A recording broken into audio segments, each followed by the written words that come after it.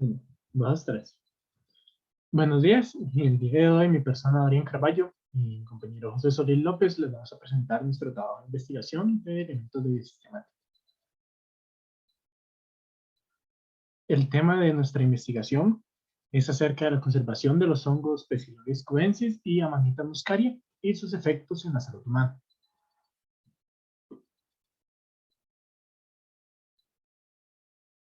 Bueno, primeramente en la introducción, en este trabajo vamos a conocer qué son los hongos, cuáles son sus características, cuáles son los diversos tipos que hay, además de su importancia tanto ecológicamente como para los humanos. Los hongos en el contexto de América Latina, en las culturas y por cuánto tiempo se han usado, y su potencial uso para el beneficio de los seres humanos.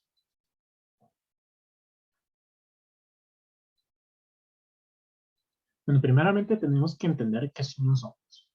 Bueno, los hongos son organismos sésiles, son heterótrofos, los cuales se alimentan de materia orgánica en descomposición. Ellos son los encargados de descomponer, por ejemplo, animales, plantas, hojas y otros hongos inclusive, y devolver todos los nutrientes hacia, hacia el suelo.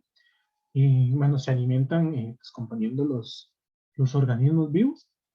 Su función ecológica es que son de los principales descomponedores, los cuales son los que regresan la materia orgánica y los nutrientes al suelo. Entonces esto genera un ciclo en el cual los nutrientes pasan y terminan el ciclo en los hongos que lo devuelven al suelo. Hay diversos tipos de hongos y principalmente los que se alimentan de materia orgánica en descomposición son los denominados saprófitos, pero también encontramos otros tipos de hongos como por ejemplo parasitarios, como son los cordyceps, que parasitan otros organismos y se alimentan de ellos. Pero estos hongos también tienen grandes beneficios para las personas y para el equilibrio de los ecosistemas. Como las micorrizas son redes de hifas que van conectadas en forma simbiótica a las raíces de las plantas, de los árboles. Entonces, estas micorrizas con las redes de hifa lo que hacen es transportar nutrientes, agua, minerales, pero parte de estos nutrientes, de estas aguas minerales, entran directamente en las plantas y hace que éstas puedan tener un mayor aprovechamiento de los minerales. Y los hongos alucinógenos, que bueno, tienen grandes beneficios, como lo vamos a ver más adelante, tanto para las personas como para los animales. Bueno, primeramente tenemos que entender que si los hongos están desapareciendo. Bueno, desde los años 70 se ha visto una pérdida en las poblaciones de los hongos. Esto primeramente no había sido estudiado, su conservación no había sido analizada, ya que había poca conciencia sobre los hongos. Había muchos mitos sobre ellos, por accidentes que han ocurrido con muchos de estos organismos que por personas que no habían tenido algún conocimiento han sido afectados por estos mismos y por creencias de que pueden ser muy perjudiciales para los humanos. Entonces, en esta década se creó la hipótesis de que la principal razón por la que se están desapareciendo es por la recolecta de los hongos. En un estudio de Jean et al. Bueno, se nos analiza que, bueno, en Suiza se realizaron estudios en un periodo de 13 años, en los cuales en parcelas controladas se empezaron a recolectar grandes cantidades de hongos.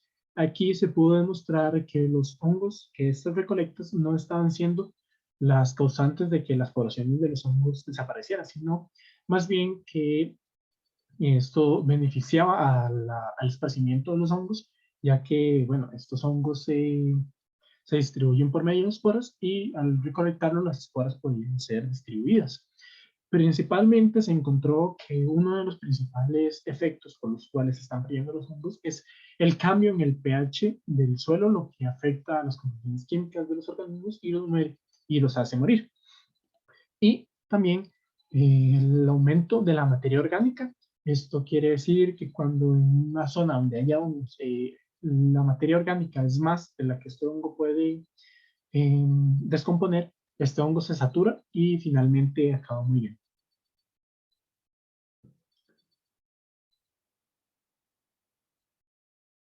Ahora vamos con los hongos en América Latina.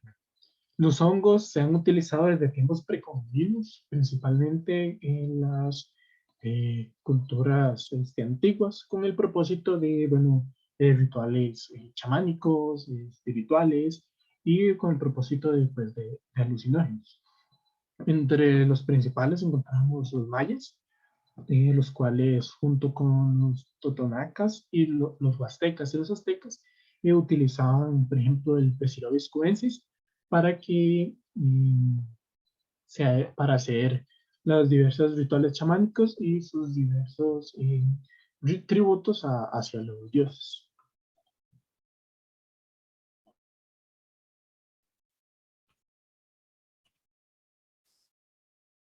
A continuación, vamos a hablar un poco sobre los hongos alucinógenos en Costa Rica.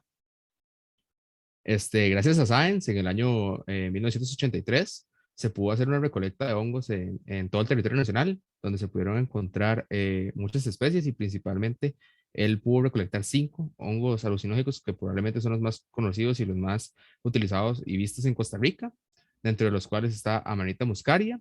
Él la pudo recolectar en finca Retes, en el Llano Grande de Cartago, y en el área recreativa Ricardo Jiménez en Sabanilla. También pudo recolectar Paneolus cianensis, lo pudo recolectar en Coronado San José y en la finca Retes del Llano Grande de Cartago.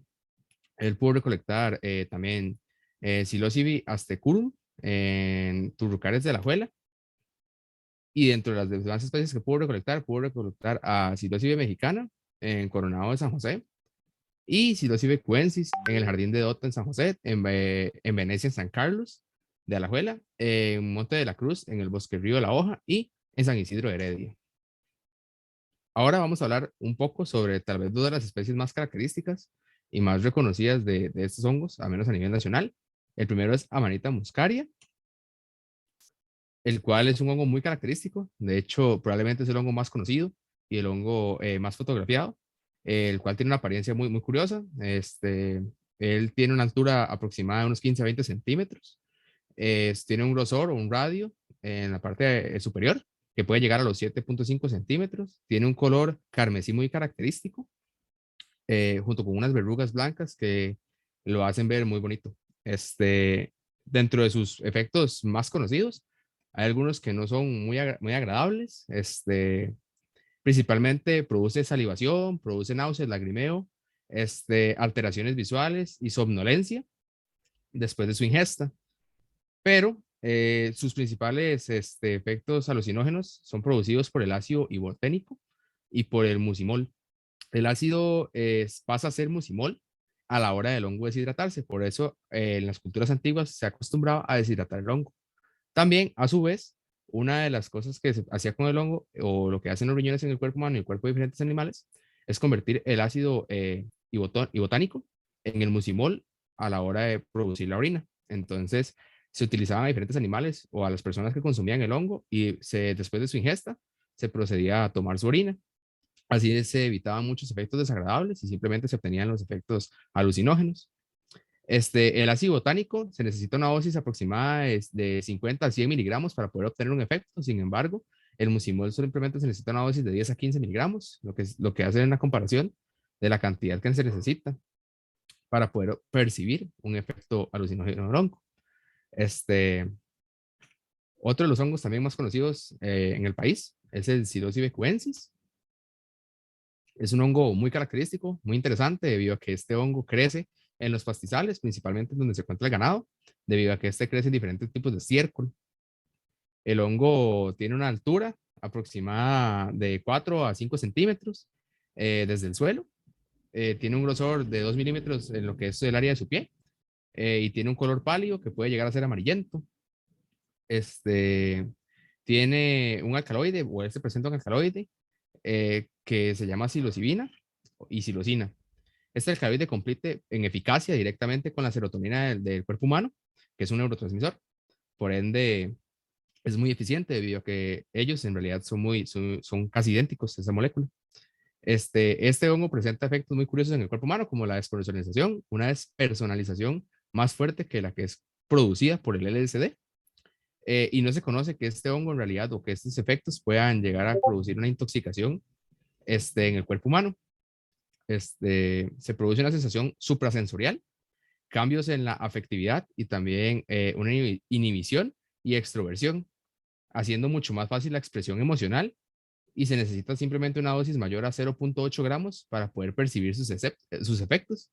Y este hongo tiene una peculiaridad, que es que no se produce una dependencia de él. Ahora vamos a hablar sobre unos cuantos estudios médicos que se hicieron durante las últimas décadas con el propósito de poder utilizar los psicoactivos presentes en los hongos para el beneficio humano. Uno de esos es el estudio en el que se usó la psilocibina con el tratamiento de desorden obsesivo-compulsivo de Francisco Moreno en la Universidad de Arizona en Estados Unidos. Al final de este estudio se pudo concluir que la utilización de la psilocibina era segura para el ser humano y que esta en realidad reducía considerablemente los síntomas en la mayoría de la población que se utilizaba del desorden obsesivo-compulsivo. También se hizo la investigación básica sobre los efectos según la dosis de la psilocibina. Esto se hizo en el Hospital Universitario de Zurich, en Suiza, perdón, por Frank Bojigader. Y se pudo llegar a la conclusión de que utilizando distintas dosis se obtenían distintos resultados, en donde se utilizaron dosis bajas, medias y altas. Se pudo llegar a la conclusión de que era muy segura y que simplemente producía un eleo en el nivel cardiovascular, lo cual podía afectar a personas con hipertensión, pero sin embargo no eran afectaciones graves, simplemente eran afectaciones para tomar en consideración. Pero durante los años 60 y 40 se hicieron más de 1.000 artículos, dentro de los cuales se pudieron detectar a más de 40.000 pacientes, en los cuales se les utilizó diferentes psicoactivos, incluso pacientes con cáncer terminal, los cuales se les utilizó la psilocibina y la psilocina para ver qué efectos producían en ellos. Y se pudo determinar que la psilocibina y la psilocina tenían efectos positivos en la depresión, incluso en depresión resistente, que es aquella depresión la cual no puede ser tratada o con fármacos. Entonces se vio que tenía un gran efecto sobre la depresión resistente y sobre la ansiedad, incluso en aquellos pacientes que simplemente comían una pequeña dosis de psilocibina, tenían efectos positivos después de haber obtenido la dosis 3 meses. Entonces se ve que fue un psicoactivo que funcionó mucho. En conclusión, los hongos no simplemente son beneficiosos para la ecología, aunque es muy importante. De hecho, son una de las partes más importantes de cualquier sistema ecológico, debido a que estos pueden generar un ciclo de alimentación de nutrientes hacia la tierra, y la tierra alimenta a la mayoría de los seres vivos de del planeta, sino también que estos pueden ser beneficiosos para los seres humanos, debido a que estos pueden producir ayudas en las cosechas, así como también ayudas en las personas con problemas con diferentes desórdenes, desórdenes mentales, perdón. Entonces, en conclusión, debemos seguir investigando con respecto al uso de los hongos, porque estos pueden llegar a ser muy beneficiosos, pero no podemos dejar de lado el hecho de que los hongos están ahí y no protegerlos. En realidad tenemos que generar conciencia y empezar a aportar un poco más sobre informar a los demás sobre el beneficio de estos hongos. A continuación, presentamos nuestras referencias y agradecemos mucho su atención.